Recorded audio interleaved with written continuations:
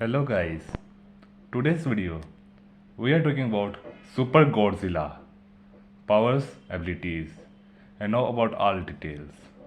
So without getting late, let's get started the video.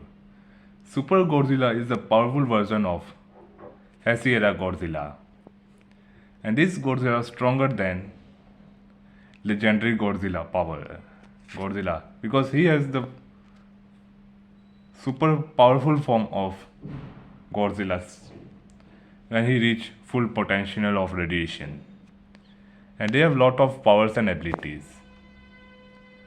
And Super Godzilla will fight then Bagan and defeat them because Bagan is a shape-shifting monster and Super Godzilla have consumed many radiation to achieve this form, and this was most powerful form of Godzilla's version. So now let's talk about powers abilities of Super Godzilla. Super Godzilla has Nova Breath.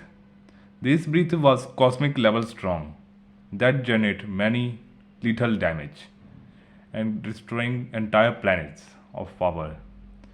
Nova Blast. This was the second powerful weapon of Godzilla. When it blasts, entire continent planets will destroy. Dangerous shoulder spike. This spike was very lethal. When he crashed, they have extra charge damage to their lethal enemies.